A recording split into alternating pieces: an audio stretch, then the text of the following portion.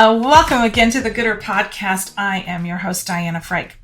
As partner and CMO of Retail Voodoo, an award-winning branding agency, I have met and worked with some of the most amazing women in the naturals industry, food, beverage, wellness, and fitness.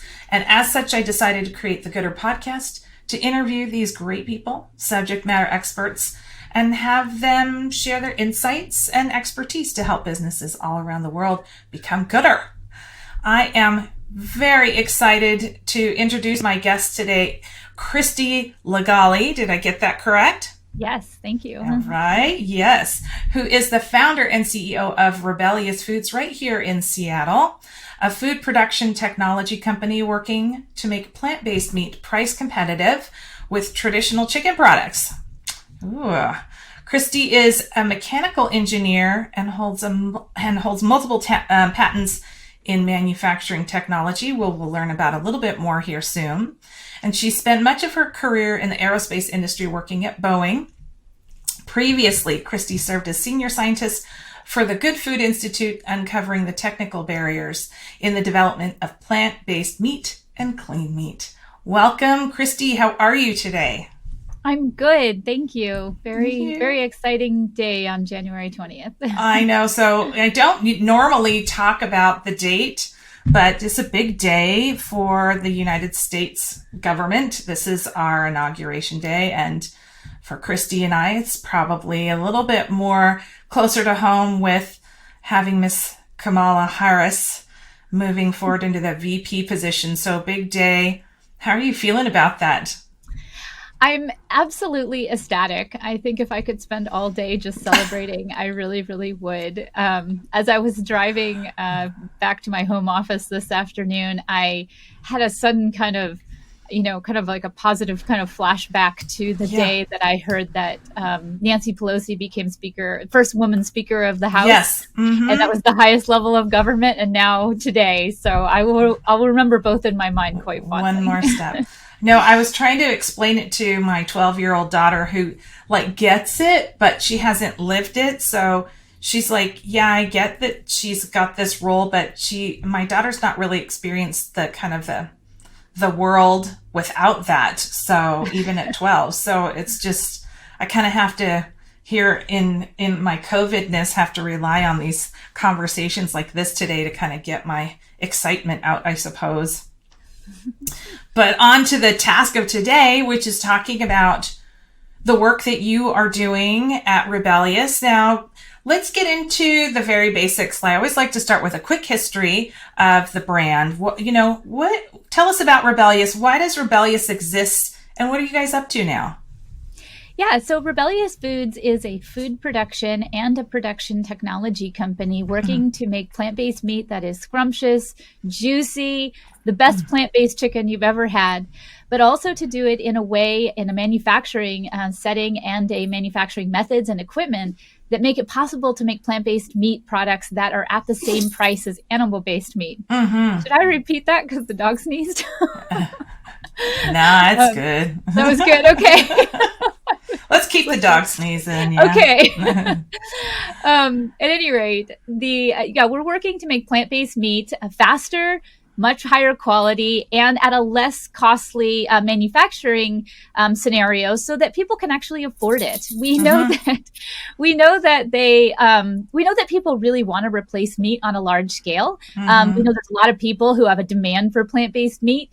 We know that people are not happy with the chicken industry and how much it causes a lot of problems for people in all sorts of parts of the world, but in our country in particular, where it causes a lot of inequities, whether it be essentially air pollution or all sorts of, runoff from chicken farms and chicken processing, and not to mention the inequities of the chicken industry itself. So we really want to create not just a solution for people to enjoy scrumptious foods to replace chicken, but also to replace the chicken industry itself, to give it a place to grow into a more modern day industry. So why is that important to you? Yeah, so it's important to me for several reasons. I mean, I feel very strongly about all of the social justice reasons around plant-based meat, what it's supposed to do for us. And those particular social justice issues start anywhere from human health, that, if we ate less meat overall as a public health effort, we would actually be able to have essentially healthier people overall. Right. We believe it's a moral imperative around the issue of providing alternatives to meat in the school lunch program. So that's really important. And also being able to offer these products that are made in better ways so that we're not exposing people to things like antibiotics or growth hormones or all sorts of things that really kind of come with the vast majority of chicken. Even though you can get antibiotic-free chicken, it's not available to the vast majority of people. Right. So those are really important issues to us, not even to mention the larger social justice issues around animal agriculture, animal welfare, and the environment that is so heavily impacted by industrial animal agriculture. That's really big. So it's even that what's important to you is even bigger than what I can see within the brand itself. I just did a little, I always like to do a little bit of homework about my speakers and the brand. So thank you for sharing that, because you're kind of trying to solve a lot of problems. And we talk about the engineer's mind, the engineering mind that kind of goes into solving problems here in just a minute. But I really want to talk briefly about Kristie Middleton, who, I don't know if you want to call her your partner, your sidekick, a really good friend, all of the above. I know she had her own journey to get here, but how did you guys connect, and why did you guys decide to do this together, or did you do it together? Did she come along behind you? Yeah, I mean, Kristie Middleton was a huge inspiration to me to originally start the company, and then she joined our company shortly there. I'd say about a year or so after I started the company. So but she was a huge inspiration all the way back in 2015, before times, I should say. Before. I was actually a volunteer for a program that Kristie Middleton ran, which was a Meatless Monday program in large institutions. And I was working at Boeing. And so I connected with her to really understand how I, as a volunteer, could help bring Meatless Mondays to my Boeing cafeteria, which I did in an unusual fashion, I would say. We brought a meatless meal, and it was the only meatless meal that got served about 100 times. But so it was definitely meatless, but it was kind of like a narrow scope. But that's okay. So, but Kristie, I met Kristie in person, and her I think boss at the time, Josh Bulk, who were running the Farm Animal Protection Division of the Humane Society of the United States, where I actually still volunteer as a state council member. They do amazing work. They're our national animal welfare organization, and really believe in the vast majority. Really believe in the plethora of things that they are doing, and that's really important to me. But one of the things that they helped us people do, like me, was bring these different programs. But at the time, they had a really interesting insight into the world of essentially Meatless Mondays and people who wanted to replace meat at institutions like schools and hospitals and universities. And those institutions kept saying, if plant-based meat was just the same price and is the same quality as animal-based meat, then we would buy it in a heartbeat. Like, we don't really have a problem with reducing our meat consumption. It's not the meat that we want. It's just the product is what works for us. The convenience, the ease of it, the holding of it, the free, essentially having in the freezer at any time. And so if we could replicate that, that would be great. And up until now, I suppose, although we're still working on it, that has been quite elusive to the plant-based meat industry. And so what we've been doing, I started the company in late 2017 after a couple of years of, after a couple of months, I'd say, of pondering this idea that, it seems like if this is a problem with just manufacturing high quality products, then we should be able to address that with the manufacturing skills of a group of engineers. And so I started the company based on this idea that if we redesigned the manufacturing methods of making plant-based meat, we could genuinely bring down the cost. So it was 1-for-1 with animal-based chicken products. What I love about this story is that we're starting through the lens of institutions. And one of the things that we know that's a huge barrier for people who aren't already consumer of these types of products is trial and preparation. And what is amazing is going through the door of the institution where somebody could try the product, whether at a school or a hospital or at their office, prepared for them to try it. And if they don't like it once, no harm, no foul. But if they love it, which most people do, suddenly we've introduced somebody to a new product and a new way of looking at food that they would have traditionally maybe walked past for a number of reasons outside of just trying it. But even the expense of trying it, some people, we'll talk about this later, but some people don't have the discretionary income to try new things. And so the hesitation to try something healthy, even if it was on par from a price perspective, is still a challenge, because if the family doesn't like it and they don't eat it, then that's money wasted. So I love this way into the household and way into the diet through the institutional platform, I guess is the best way to do it. Is that kind of how it's showing up for you all? Yeah, certainly it is. And I think there's some benefit to Rebellyous now having both CPG products or consumer packaged good products as well as food service products. So they do get the chance to try really, really good products in the food service realm. And then also, if the institution does use our name, then they'll know to go look for that in the grocery store as well. And that is really beneficial. We wish we could offer it 1-for-1 in price quite yet, but we're working on that part. It'll get there, right? But we'll get there. And, the more we bring it down, the more people we add to the customer acceptance list. And so it's not a black and white situation where it's like, unless you bring it down this much, you're only going to get, the top 1% of wage earners or something. That's definitely not the case. So, the more we bring it down, the more people that can afford it, and it continues to spread from there. So that's really key to what we're trying to do. A lot of companies are trying to reduce their costs, but they mostly do so in a way that's just, depending on scale. And we're taking a different tack. We're really trying to solve the manufacturing problems with plant-based. Brilliant. I love that. So let's just step into or out of the year 2020. It's been kind of chaotic for everybody. There was a lot of what do we do now? And we've had enough time now. We're coming up almost on 12 months. I can't believe it, of this COVID-ness. And I'm wondering, I know when we spoke, you mentioned a couple of things, but I'm wondering if you are able to share with us what opportunities became available to you, or maybe exposed themselves in a new way for the brand. Did you see the market differently? Did things show up? And then how did you guys respond? Yeah, so COVID obviously made a really big impact in our market. We always used to say we run two companies. We were running a manufacturing company to make food service, plant-based meat, and we're running a technology company to make it faster, better, and cheaper. Because of COVID-19 and the fact that we could no longer sell into the vast majority of our food service customers almost overnight, because we were selling to schools, hospitals, dormitories, corporate cafeterias, you name it, they were shut down. And sooner in Seattle, no less, as the pandemic really seemed to take hold here first, and then spread outward from there.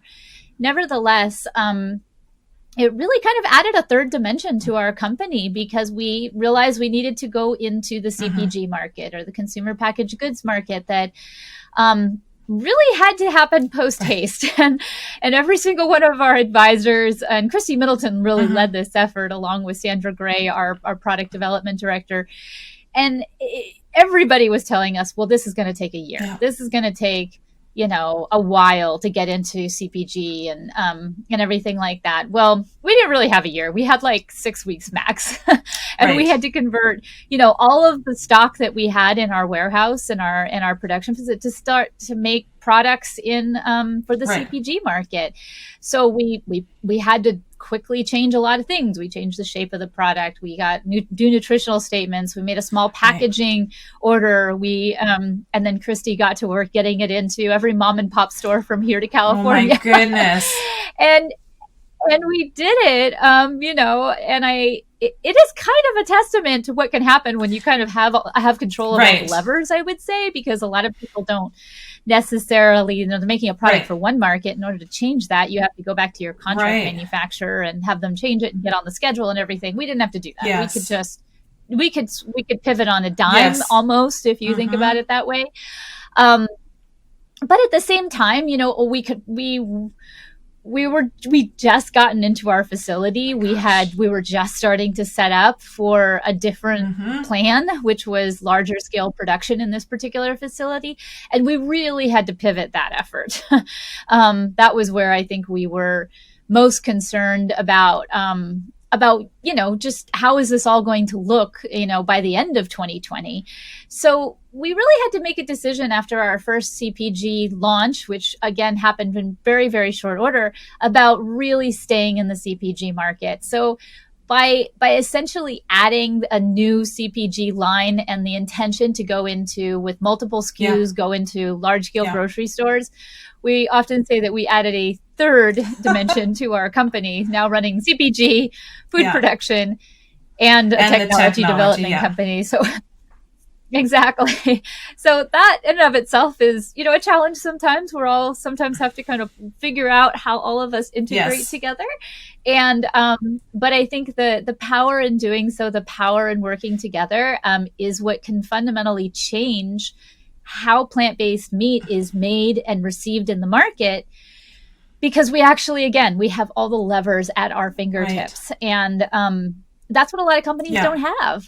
Even if they're running one of those three companies, they're either working with the technology, but they can't deploy it. They're manufacturing, but they don't have any technology development or CPG access. They're running a CPG, but they don't run their own production and certainly can't bring down the cost of production. So all three is very complicated. It makes for some strange challenges, but we're doing it.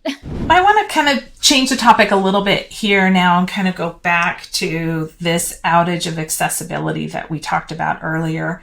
I have found that in the last couple of years that the naturals industry, there's better for you industry, very attractive to VC, a lot of money coming from tech. Sometimes tech doesn't understand that food tech can't move at the speed of tech, especially when it comes to revs and manufacturing. But one of the things that I've noticed about the naturals industry is that from a price perspective, we are now creating products that are out of reach of a good portion of the United States from a price perspective, but then also from a desire perspective, a lot of the brands aren't necessarily talking to the average consumer that may or may not be interested in a healthy lifestyle. They don't see themselves represented. The flavor profiles aren't there. And I don't know if it's on accident or on purpose. But I wonder, what this audience that you are targeting is outside of the traditional naturals consumer target audience, isn't it? Is that, or I know that you don't mind those consumers, but I think I see you reaching into this area over here to people who haven't been traditionally marketed to or had products developed for. Yeah, and I think that's really important because, first of all, it's certainly a market that is desiring these products. Right. So in a lot of ways, if we don't go after that market, we're just leaving both economic opportunity as well as, essentially moral opportunity on the wayside. And that's almost silly. But I take your point. Running a food company is difficult. There's already enough difficulty in it. There's already enough difficulty getting any margin at all. Right. And I think that even though plant-based foods has had a pretty incredible moment over the last 5 years or so. And with Beyond Meat's IPO showing so much promise. Yeah.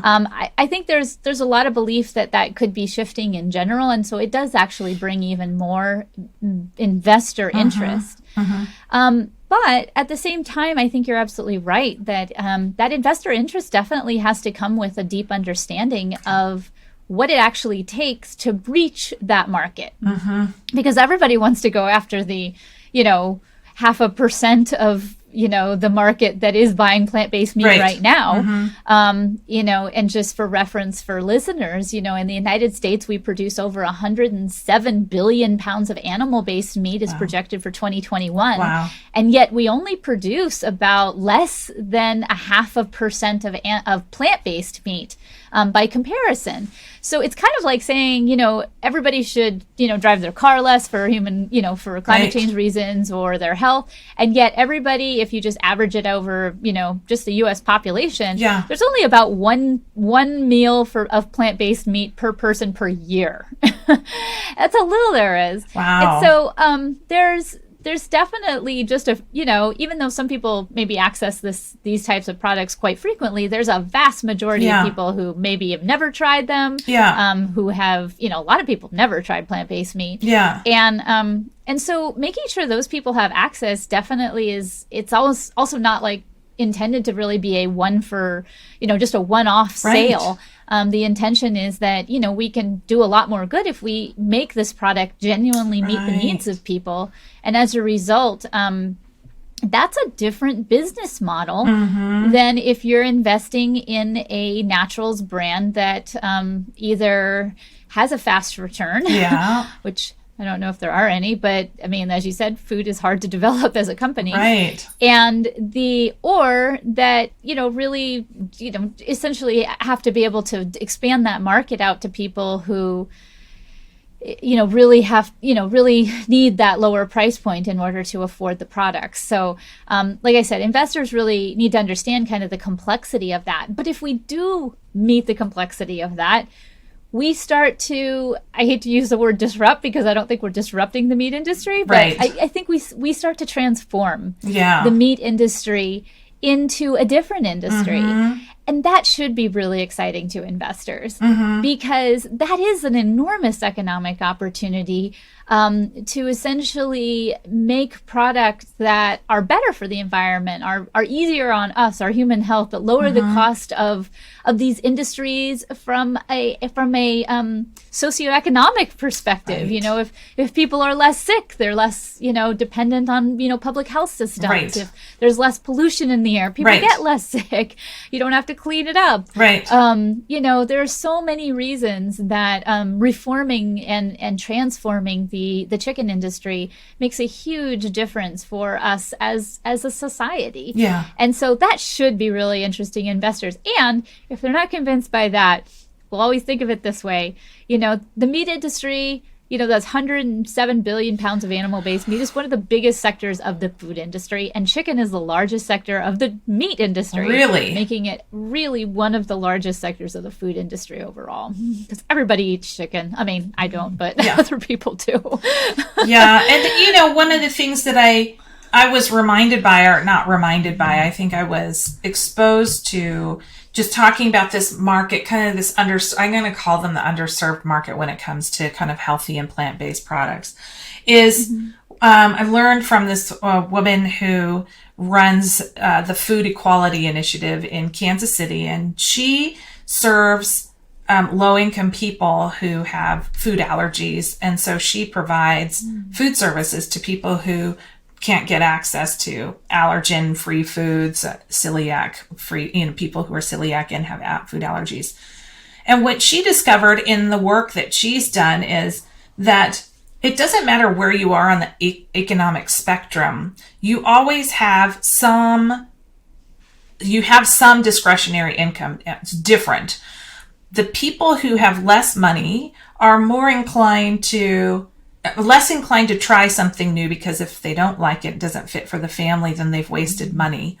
However, if they find something that works for them, they are loyal fans. Because they don't have the discretionary income to be fickle the way our current 0.5% or 1% that you're talking about, where one day I'm trying this and the next day I'm trying that, and it doesn't matter if I don't like it because I'll just buy 14 more other things. So we're a little bit more promiscuous. The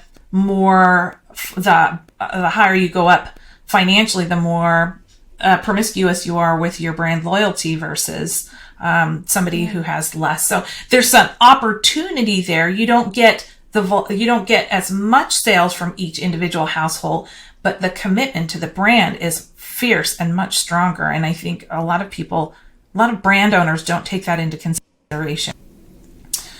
Yeah, I think that's a really, really important point, and it's certainly one that moves the needle on the larger social justice issues. I actually was speaking to somebody the other day about kind of the difference between working in the nonprofit world versus working in the plant-based foods world.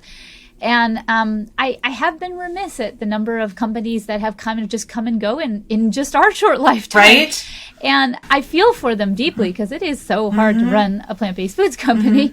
But at the same time, part of what we wanted to do at Rebellyous is to not necessarily have a situation where we definitely got bought, the purchase was good for that one-time purchase, but that we could create something that truly met people's needs so they would, stick with that brand loyalty, know that they could depend on it.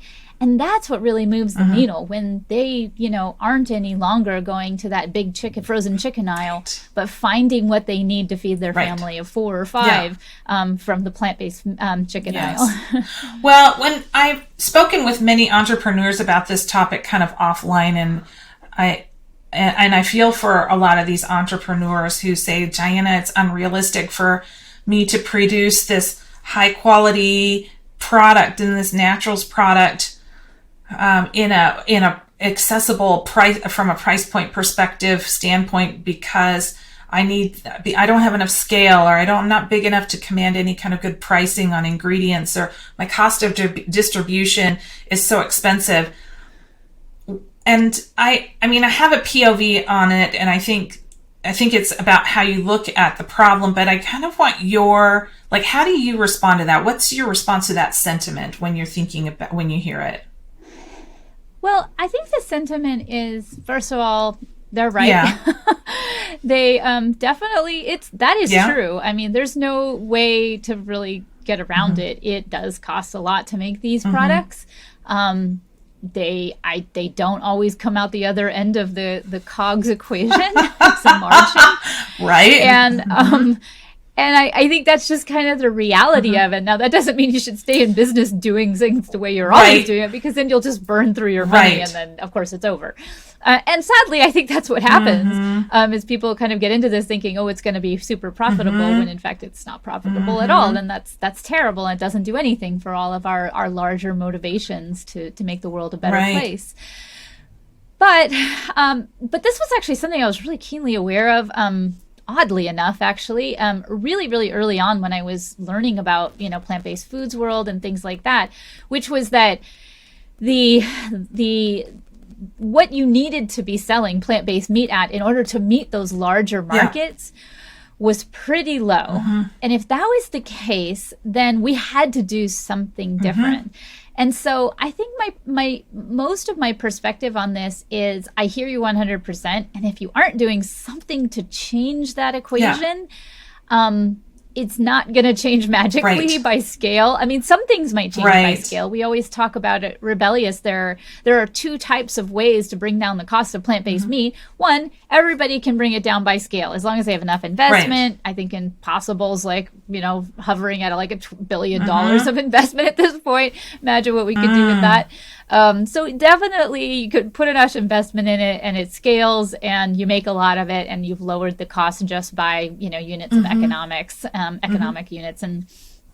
But unfortunately, at least according to our equations, that actually doesn't bring us down to the cost of chicken and plant-based meat down to the cost of chicken. Not quite. It's close. But it doesn't get us down to where we're actually getting those consumers that we're really trying to reach.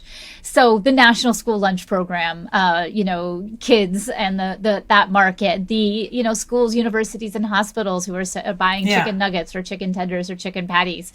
We need to get to that price point.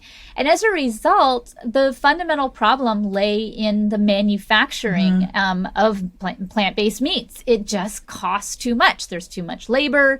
There's too much time. There's too much floor space. There's too much sanitation costs overhead, overarching. And as a result, we realized, well, that's the problem we have to solve. And that's why when I started this company, I started as a technology company, because replacing those things actually does move the needle. So once we take that value, that manufacturing cost down, and what we like to call it is it's a per pound price problem, meaning if you make 1,000 pounds or you make 10 pounds, it costs the same per pound. Now there's a component of the cost of goods sold where scale matters, and you can bring down the price for that, but that reaches a floor. And then once you hit that, you hit the per pound price problem, which is that there's total physical work that goes into these products, and it's going to require that much work no matter what with the tools you have. So at that point, you got to change the tools.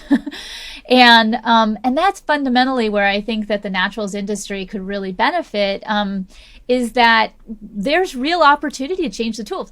I mean, this is what the chicken industry did. If we raised and slaughtered chickens the way we did in 1930, we would not be raising and slaughtering 8.5 billion chickens in the United States every year, but we don't. We raise them in big warehouses, we ship them on trucks in crates, and then we hang them from shackles and we put them through a slaughterhouse in immense amount of machinery, and it's incredibly automated.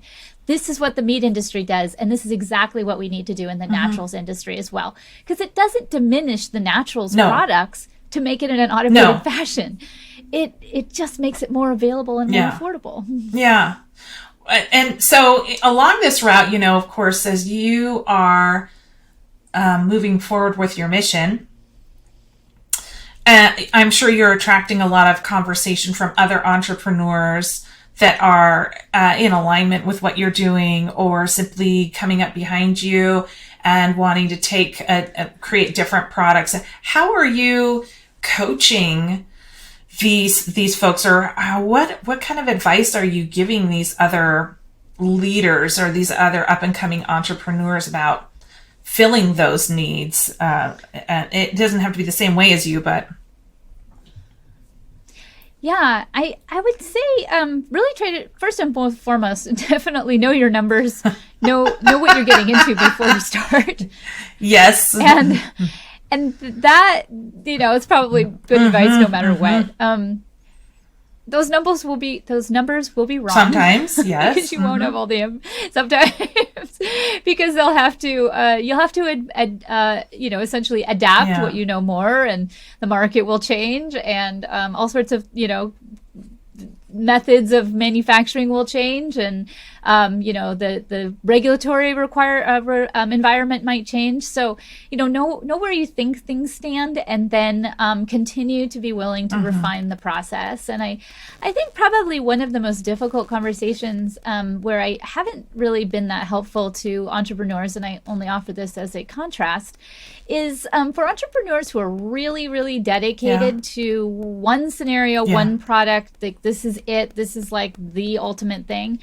And that's where I think that if people don't understand how much they're always going to need to adapt every day, every hour, and adapt to their customers' needs, adapt to the market, that you can really get caught. You may have a very valuable product, and that's great if you do, but undoubtedly at some point you're going to need to adapt it for something. And being willing to accept that need for adaptation is an important part of kind of getting through it all, and making sure it's successful, so that the company is successful and the workers still enjoy their jobs and all those things that are really important to us. And then you're genuinely offering a good product that meets customer needs. I mean, I think you can almost just think about it as product market fit, but it's also like company market fit too. Well, I know on the other 12 hats that I wear, working for a brand development firm, a lot of times what we see from entrepreneurs is sometimes they get so focused and myopic that they don't realize that that flexibility that you're talking about actually will result in them meeting their goals sometimes in a faster or even bigger way. Exactly. Yeah. And I think that can be unfortunate, because it may also be that, it's just, you may even reach the bigger goal by going through smaller steps to start with too, which can feel a little defeating at first, but as long as you don't think about it that way, that, it takes a long time to build a castle. Right? It's about the end game. It's not something you can really always do overnight. And that's how I feel at Rebellyous too. Of course, we're not hitting the price points we want to be able to sell into every school in America. But we're getting there, and little by little, we're showing that we can do it, and bringing down that per pound price is key to it. One of my favorite things about you when I was first learning about you is that you are an engineer, and it's close to me because my dad was also a mechanical engineer. My sister's a civil engineer, literally engineers all over in my world. And I would say engineers are just about as creative as us brand marketers are, because you guys are fixing problems that, and sometimes the solutions are often unknown. You have to develop the solution. It's effectively what your brand is doing. You've identified something and you didn't quite know how to get there. You're still on the path to getting there, but it's through the lens of, what is this goal that I'm trying? What is the end game? What is it that we're trying to fix? And that's everything from the accessibility to all of the environmental impacts that you're trying to do. And when I wonder, when you first came into this, now you are, of course, in Seattle, we're big tech industry here in Seattle. And then we also have a lot of plant-based tree hugger environmentalists here in Seattle. So I'm just wondering, when you first came up with this idea, was it easy to enroll investors and partners in this, or were there some big, you can talk about that. Yeah, I'm trying to think back. When we first started the company, we had a different name that we went by, but it's actually still our name. It's called Seattle Food Tech. And so we were first launched as a technology company, and then added the name Rebellyous Foods as a brand name. So, when I was talking to investors, it was pretty clear to investors that this was a technology company and we were working on hard tech manufacturing technology tools. So there was a little bit more understanding at that point. We don't often go by the name Seattle Food Tech, but that is our corporate name, and it is our corporate identity. And then beyond, after that, we added the Rebellyous name, and we obviously just do business as Rebellyous now. So for early investors, it was kind of clear, but at the same time, I think that the idea of hard tech manufacturing technology and food is not something a lot of people had ever encountered. So they had seen in the market that Beyond Meat and Impossible and even Morningstar and Tofurky were all doing really, really well. So plant-based meat must be a great bet. and it is, I think, a really great bet. I think people want it. There's no doubt that demand is out there. It gets documented every month, every year. It seems to grow more and more, which is fantastic. But trying to convince investors that all of the big names had not addressed the manufacturing problems was a hard sell. And it tends to be a hard sell now, because we often assume that if somebody's really successful at business or the company is really successful, they've solved all the problems out there. Right.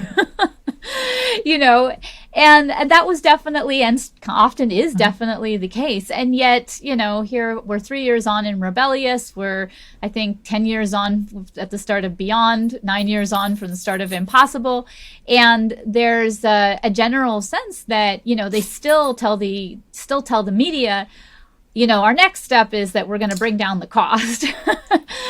Well, we feel like the cost needs to be designed into the process from the beginning, and that's why we started there. Yes. Like I said, it's still a baby steps to getting there, but I think there is, it takes a savvy investors to understand what we're doing, especially because not a lot of people spend a lot of time thinking about manufacturing tools that make other products, which is what we do. So it's kind of hard to explain, like, if you have a truffle, how did that truffle get made, and what automation tools were used to make that truffle, and things like that. So same kind of thing with plant-based meat, that's a very unusual product. How did it actually get made? And are those tools really optimal? And are those tools contributing to the overall cost differential in the market compared to the animal-based counterpart competitors? And that's, once I could get an investor to stand it long enough and listen to all that, that is when I started to really attract some investors who cared deeply about what we were doing. And but it does, when we enrolled in the Y Combinator program, we were lucky enough to have that opportunity. And so, being that was such a tech-centric opportunity, we did get a pretty good reputation for, at least being a technology company. And so I was definitely, those were the times where I was definitely gathering more investors who kind of understood the technology opportunity. Well, you're in good company. Seattle's starting to grow that food tech, with Joywell and a few others that are starting to kind of anchor themselves here in the Northwest. It's exciting. Exactly. I love her. She's Madeline, right? She's really amazing woman. I love what she's doing over there. I wonder, can you share what's next for you or Rebellyous? Is there anything that you can tell us? What can we plan for? Yeah, so 2021 is going to be the year where everything happens. That's what we've decided. Or it's like, okay, we made so much progress in 2021 that it was kind of a nonstop whirlwind of, having to switch markets and setting up this new pilot line and this new facility and establishing a research lab and bringing on a big engineering team. So much happened. And now we get to realize the end products of what we're doing. So within a few weeks here, we'll be launching 3 new SKUs in the mainstream CPG market. So that's brand new for us, and then we'll be launching that along with. We're really excited about that. So it'll be the new Rebellyous Tender, Rebellyous Patty, and then a replacement of the classic Rebellyous Nugget, a new Rebellyous Nugget, which I think people will love even more. So we're launching 3 new SKUs in the next few weeks. And so there'll be a fun marketing campaign that is essentially, I don't know what to say. It's kind of COVID friendly because it was all filmed with the help of supporters. Fun. And watch out for it. It's pretty fun. Because, you can't really have advertising or taste testing right now because it's, too dangerous given the pandemic. So we worked with a great group of people who are interested in helping spread the word from home. So it's a ton of fun. And so that's pretty exciting. And then we are finishing up installation of a really amazing production line in our production part of our company, bringing on more and more fantastic production workers and technicians who are really starting to realize the scale up of these new products and the products that we had, ready for last year, which was a national school lunch program nugget that could be used in the federal government's national school lunch program or child nutrition program. And so that's a really important product too, because, as schools do come back online, we're hoping to finally get to see that out in the market because we launched it, weeks, a week before the pandemic started. So it was couldn't have been worse timed, but who knew there was going to be a global pandemic. And then on top of that, in our technology development, we are rapidly prototyping a bunch of new pieces of equipment that seriously reduce the labor of making plant-based meat. So essentially automated tools, continuous production tools, tools that have, less than half or not even half, a fraction of the sanitation time to get them pristine clean. And these are all really important things when it comes to manufacturing, is that you got to have tools that, work for you and not that you work for them. They shouldn't cause you more problems. They should cause you less. And we're really excited about getting those tools fully prototyped, put together, and showing that we can fully automate dough making, which we're fairly certain we're on track to do. So 2021 is when we get to see all of that realized, and it's all happening at once in 20,000 square feet in West Seattle. So it's busy. Okay, wow. So great. I am just super excited. I mean, I think I met with Christie last year, maybe a little bit longer than a year ago. And I was excited about what you guys are doing then and been watching you all along and really excited about what you're doing. And just the way that you're looking at the opportunity, that this is more than just an initiative to make a lot of money. You're really serving an audience that really can use that healthier lifestyle, and you're pointing at them is really great. We're just about done. There's always these really fun questions I like to ask at the very end. First of all, and you've shared so many facts, but I wonder, is there kind of, I like to call it a happy hour fact that you can share with us? Is there something that you like to share about your business or the industry that people might find interesting, and is just an easy soundbite to share? I think one of the most interesting, I think I already said it, but I wonder if the one, is it okay if I? Of course. Well, let's say for me, one of the most interesting things about the plant-based meat industry, not the plant-based foods, but plant-based meat, is that if you look at it from a, totally equalized, market, meaning everybody in the US could buy these products, everybody would only get one plant-based meat meal per year. That is kind of like, it's unfortunate, and it makes me think about how rare it is to be able to get wind power for your house or solar power. Right. It's like these things do take time, and maybe they shouldn't take as much time as they do, but they do. And so I do want to I like to just kind of think about it as so much of societal change is also about opportunity for consumers. Agreed. We want people to do something different, maybe drive their car less, or choose a different option for their transportation, or choose a different option for their meal, or, just treat themselves healthier in general. And, but it really is, and I think the naturals industry really believes this, it really is about giving people those opportunities, because otherwise, I mean, I don't eat very well if I don't have access. And I think that so much advocacy that has been done either around, kind of the green movement or other things like that has somewhat kind of put it on the shoulders of consumers to make better, choices. Yeah. And that's fantastic, because that's fantastic from a kind of a ethical point of view, that we're all educated and, can look for recycled paper and, try to avoid plastic and things like that. But if it's not available, if we don't have it right at our fingertips, oftentimes most of us won't make that choice just because we're just kind of boxed into a corner sometimes. You're at the airport, you still need to eat lunch, and whatever's there is what's there. So we really, I really do believe in the power of companies to take a moral stance on a lot of the issues that we all care about, because they're not that disparate. I think, there's nobody who's some more plastic in the ocean. There's nobody more fighting for the vast majority. Yeah, exactly. So, there's not, I mean, there are industries that, are obviously do have to change, oil and plastic, but that doesn't mean that they can't change into something better. Yeah. And there's really interesting opportunities if we think of industry not just as a way to enrich ourselves, but as a way to enrich the world and to enrich our future. Well, along that route, then what other brands or trends do you have your eye on? Who are you watching right now?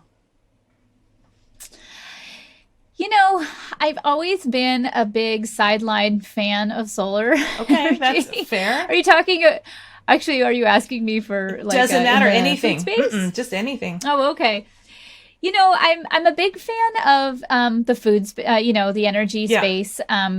in terms of just really kind of democratizing the issue of energy. And I think the more that we invest into solar really does do that. It's one of the areas of energy production that makes it possible for it to happen on large and small scales, which you can kind of do with wind energy as well, but not quite as well as you could do with solar energy and put in small products. And then the other area that I'm absolutely fascinated with, and maybe one day I'll start a company around this, is essentially, universal access to birth control and manufacturing of birth control. Because I think that more than anything else, the more we give people the option to choose their families and when they want to have families, that can be very much a product problem, trying to make sure that people can have affordable birth control or, the right type of birth control. And I think that being able to make sure that particular issue is also democratized, scaled, effective worldwide, can go a really long way to addressing social justice and climate change issues. And I really am starting to see more and more nonprofits talk about the issue of giving both men and women the ability to control their own reproduction. Absolutely. So I really hope one day, and not even actually just that, even giving us, as wildlife specialists, giving us the opportunity to even provide it for situations where we've got wildlife conflicts. So birth control can be a really powerful way of essentially kind of, reducing overall harm if harm is happening with wildlife, or just giving people true freedom to live their lives in the way they would like to live their lives, so that they can choose when to have families and things like that. So worldwide, that isn't universal. It may be a little more familiar to Americans, but not worldwide. Is there, along that line, are there any other women leaders or any women kind of rising stars that you are interested in elevating, or that you're just following along? It doesn't matter what industry either. Let me think about the rising star question. And, I do have a friend who runs also a plant-based foods company, who I've been really impressed in her ability to set up a manufacturing facility. We kind of go through similar things at the same time. I really do feel like she's also a rising star in the dairy alternatives to dairy industry at Sparrow Foods, and always been really excited to watch her grow. And she's one of those people who cares about all the issues we all care about. And but at the same time, Sparrow is kind of a different type of plant-based food. They make their products out of seeds, and see the opportunity to kind of work up the supply chain when it comes to alternative proteins and alternative fats and things like that. So I love those kinds of companies that kind of not only think about what their product is, but where it's really well sourced. And so Phaedra is the CEO of Sparrow Foods, and I've always been a big fan of her. We actually went through Y Combinator together, but would have been a big fan of her no matter what. Because of that broader thinking is, I think, really powerful. Well, how are you? How are you keeping sane these days? I'm really trying to. 2020 was sorry, I was supposed to start that in a different way, but 2020 was a hard year for everybody. It was a hard year for our company. We ran into a lot of other roadblocks besides just pandemic. For me personally, I had two really tragic deaths in my family, almost simultaneously, and it was really rough. And I only mention that because it just made the year even harder. And I know a lot of people lost loved ones last year. So I think one of the things that came to mind was really understanding the power of mentors. Oh, great. I think I really learned last year that even if I have to ask for help every single day, I should ask for help every single day. Yes, sister. Yes. And I know we have a little bit of video here, but I even have this right on my desk that says every hour ask for what you need. Oh, I love that. And I think that's important because, it's so easy for us as women to just be like, well, I just asked for help. I shouldn't ask for again. But when you're doing a lot, you might need to ask for help a lot. And I do. I ask for help all the time. And then sometimes I get scared and I don't do it for like 2 weeks or a month. And I'm like, oh, I really need to just ask for more help. Somebody told me one time of this thing, and I don't know if this will help you or not in that, or help somebody who might be listening, but I remember saying, well, I don't like to ask for help. And they said, if you don't ask for help, you deny somebody the opportunity to help you. And we as humans like to help. And so they could just framed it up as by you asking for help, actually, you get to help somebody else just by the simple ask. And I was like, oh, totally new perspective on asking for help. Totally new. So very, very true. And I think that, there's there aren't so often so many opportunities, to be impactful in the world if we don't get to engage with each other. So I think people do really benefit when they, be happy to help with that, get just the opportunity. I know that's how I feel when people come to me. And so. Yeah. Well, before we go, if somebody wanted to reach out to you, do you have a preferred method? Are you a LinkedIn person, or do you prefer they go through your website? Yeah, you're welcome to use LinkedIn to get to me, to reach out to me personally. That seems to be a really, really good way. And I think, and then we also have an info at Rebellyous that they're welcome to reach out if they have questions about the company or anything like that. And wonderful. Well, thank you. That's the end of our time. Thank you so much for joining me today, and I thank you so much for the work that you are doing, that you are literally doing. I know Christie, she's probably cringing when she hears me use the word literally right now, but I literally mean literally. And I really look forward to a drink or just the next time that we connect together. So thank you so much. I would love that. Well, we're so close by. Let's make that happen. Post-COVID, of course, but we can make that happen. This episode is sponsored by Retail Voodoo, a creative marketing firm specializing in growing, fixing, and reinventing brands in the food, beverage, wellness, and fitness industries. If your naturals brand is in need of positioning, package design, or marketing activation, we're here to help.